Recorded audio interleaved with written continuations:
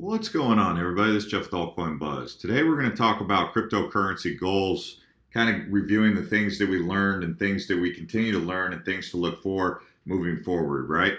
So first and foremost, I just want to say great work to Shaylin because he's continued to hang in there with us and keep posting news stories. He takes some serious abuse from the audience sometimes. I see it in the comments. I'm not sure that people would want to be talked to like that themselves, but considering the amount of abuse that Shaylin takes and he hangs in there and does that. Now, don't get me wrong, 70% of you guys say, you say positive things to Shaylin and appreciate the work that he does for us, keeping us up to date on the news. And you don't have to watch these videos, but you do. And hopefully you take something of value away from those videos, right? But there are a significant portion of abusers in there who just say negative things.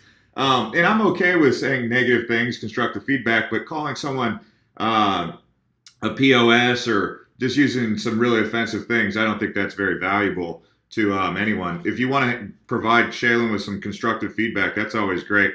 But just remember, I don't think you'd want someone to talk to you that way.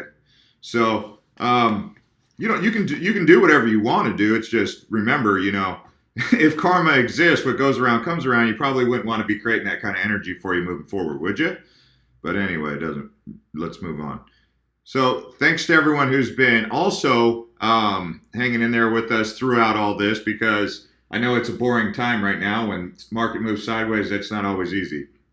But let's go ahead and kick this right off here and get into this. So on Twitter here on Blockchain J, I did post this, and I think there was some confusion. I think because Twitter only allows me so many words to say, I can't fully get it all out there. So sometimes I go in here onto YouTube and talk about it a little bit more. So I said, my grandfather once said, if you don't go to college, travel the world at least. I did both, but instead of college, first I traveled the world and started college at 27.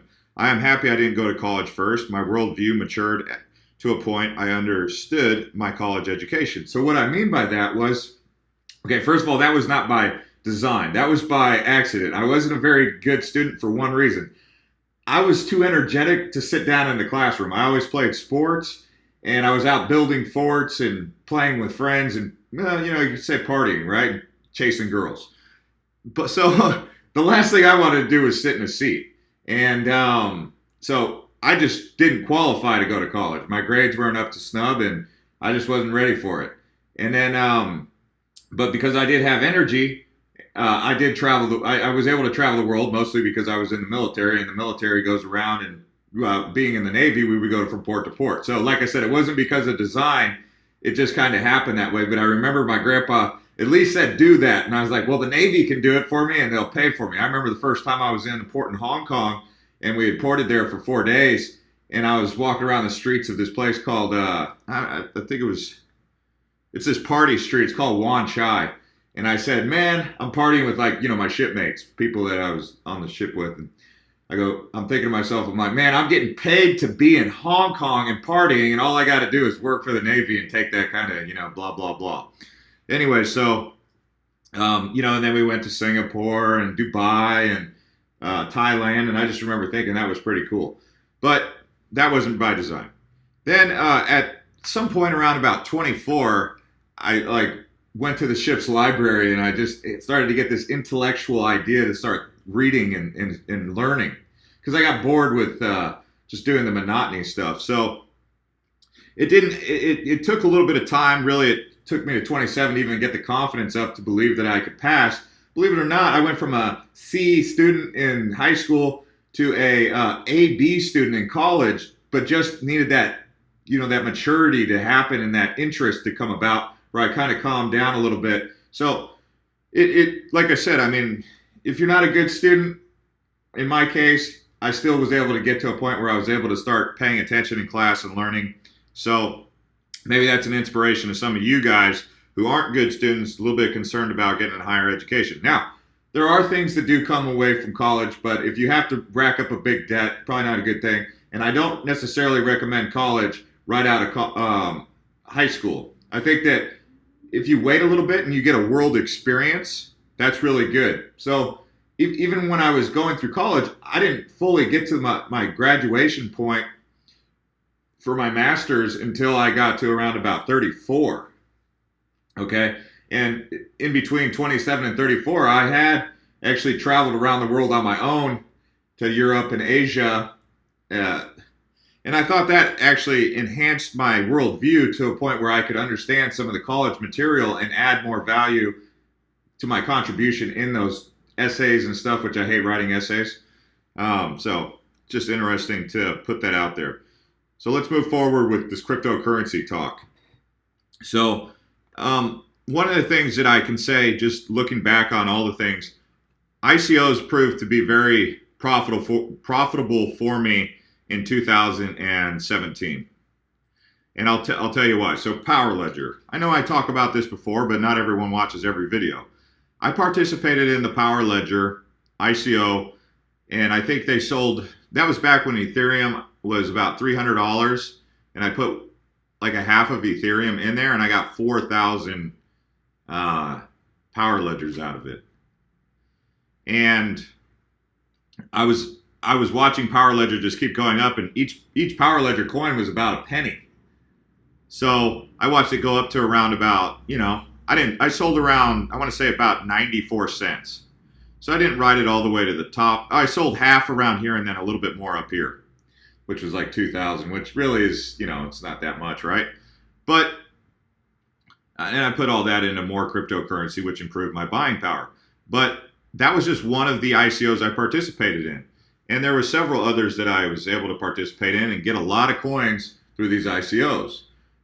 The thing to consider about ICOs moving forward now is you still get the exact, Ethereum's worth more, but you still get the same amount that you would have gotten no matter what the price of Ethereum is. So if Ethereum goes to $800, I still would have gotten 4,000 Power Ledgers, so to speak. But the difference was, instead of costing me $300, it was $800. But you can still see the value in an ICO. So it doesn't matter to me if you participate in an ICO. This is not a sales pitch for ICOs. I'm just saying, from my personal experience, ICOs benefited me, right? So that's why a lot of people keep talking about ICOs, and you guys are like, who cares about ICOs, right? We can't participate in them in America and this and that. Some you can, some you can't. Anyways, moving right along. I participated in the Wax ICO, Electronium, and there was a couple others that I've forgotten. Oh, La Token. I participated in a lot, actually, come to think of it. Kin, Rivets. I was just doing ICOs left and right. Anyways, moving forward. So I do talk about Electronium a lot, but it has nothing to really do with the fact that I participated in the ICO. If that was the case, I'd talk about Kin, Power Ledger, or, Rivets. I still hold those, Kin. So if I was really into, pumping up these ICO coins, if that was what I was thinking about doing, then I would do that. But I talk about Electronium because Electronium is no joke. Got a very big community behind it, and people like to hear about Electronium. When you produce media, you talk about the things people are interested in. Okay, so this goes back to another thing, profit taking. So profit taking to improve your position, always bearing in mind that if you're in the United States, I can't speak for other countries because each country has a different tax law. Just bearing in mind that when you do take profit, there is capital gains tax that does come into that. But obviously, if you're taking 6 to 10 to 20 times gains on a project, it's probably a good time, especially if it retraces. For example, I don't know. Let's say, what's a good example of this? Where is something? Say TRON, right? I didn't participate in that ICO, but let's say you took profit on TRON when it was up here and you bought in when it was below a penny. Let's say you were one of the OGs who got into TRON back when it was 0.004 cents, right? And you watched TRON go to, I don't know, 18 cents. You can see you would have made like 38 times gains or something like that, depending on 36 times gains if it's 18, 38 because it's 0.004. But if you make 38 times gains, do you really need to ride TRON all the way up to $1? I mean, why not try to take profit and not get all sour if it keeps going up? Be like, hey, I got 38 times gains on my investment. Yeah, you got to pay capital gains. But I mean, that's just a case. That's a case in point where, taking profit would have been great. And now it's back down here. If you're really in love with TRON, you buy back in at 4 cents with more purchasing power and some pocket change, right? So that's just one way. That's just one thing that I consider looking at. This was one advice that I kept getting when I was really getting into Bitcoin. Try to get to one full Bitcoin. Okay. So one of the ways you can do that is to bet on altcoins, right? Or put money into altcoins. Now, here's the thing that I learned about altcoins, and some of you might agree. Altcoins tend to gain value at a higher rate than Bitcoin when the market is green, right? So Bitcoin might go up 5%, altcoins might go up 8%, right? But when the market retraces, Bitcoin goes down 5%, altcoins go down 8%. At least if we're outside of the top 20, we've noticed that especially. See, you can even see here, Bitcoin gained 16%, but down here you'll see bigger gains like Ethereum Classic 80, List 63. So there's bigger gains, but there's also bigger losses. So bull market, bigger gains, bear market, bigger losses, right? Just keep that in mind, something to consider or when you're researching and analyzing on your own without anyone else's help. So altcoins, remember, buy low, sell high, right? If you're going to sell or if you're going to buy. And what I mean by that is when people are bored like they are right now, I consider this a pretty interesting buying opportunity. Sure, there's all that chatter about how Bitcoin still got to touch 6,000. This isn't the time because Bitcoin still got to touch 6,000. But what if it doesn't? What if it stabilizes and then rises up in a month? Then you're going to be like, oh man, I should have bought then and this and that. So right now I'm kind of accumulating slowly. I'm not betting the farm, but when I get paid, I'll take a look at some of these positions and I'll put some money into those positions. A little bit here into Bitcoin, a little bit into altcoins that I like. I'll tell you what altcoin I bought because you guys ask me all the time. And this isn't professional financial advice, guys. This is just my opinion. Okay? But I just bought some SafeX. Why? Well, because I know some people that work with SafeX and they tell me all these exciting things about SafeX. And I'm like, I believe in SafeX. And SafeX has taken a beating because it got delisted and this and that.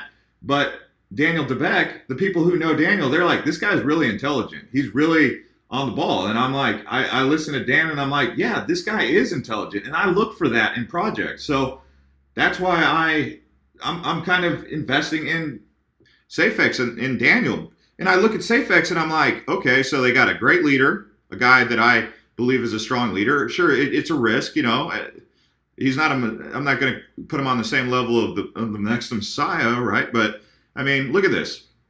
It's got a $49 million market cap. I've seen market caps.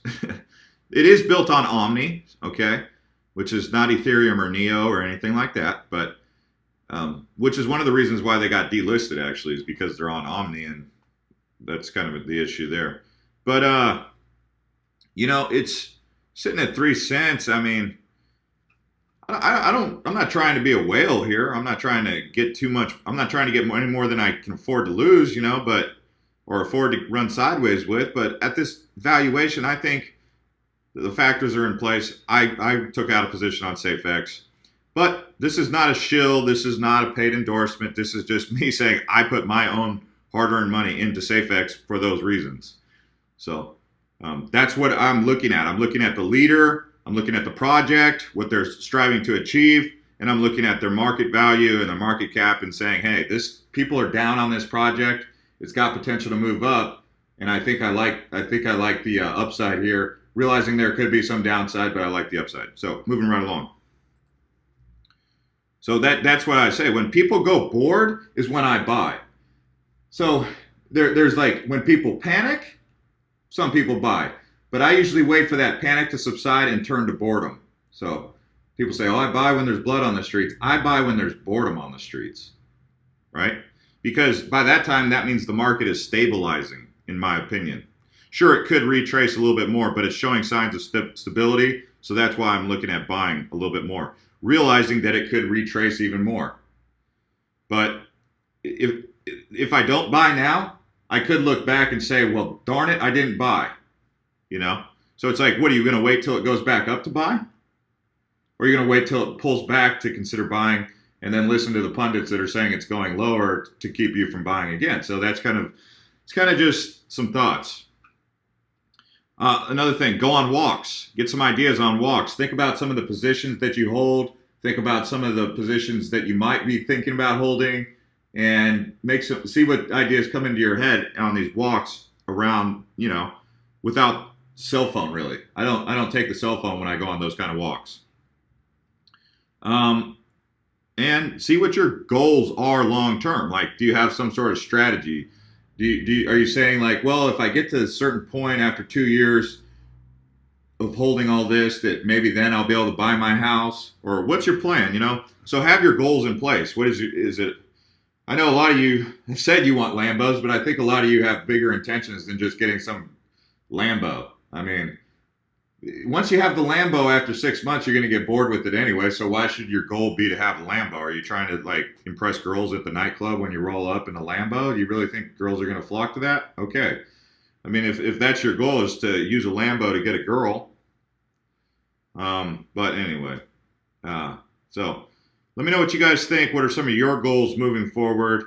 Thanks to everyone who's been liking and subscribing to this channel, and for your continued support of this channel. We don't ask for much from you, but when you do like our videos, that is all I ask of you guys, to like our videos, participate in the comments if you like the video. If you don't like the video, downlike it. If you don't like the video, you don't have to like it. But if you like the video, just take that extra step to like the video, and that's what encourages us to keep putting out more and more content.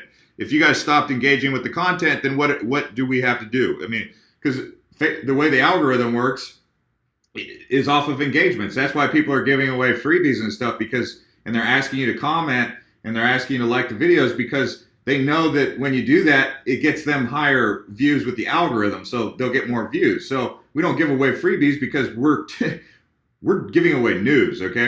Information. If you want to follow someone for freebies, you can do that too. But the value we're adding is in the information that we provide, okay? Whether you like it or not, you don't have to listen to it, but that's what we do. So liking and engaging in liking the video is the least you can do. Thank you guys, and we'll see you next time.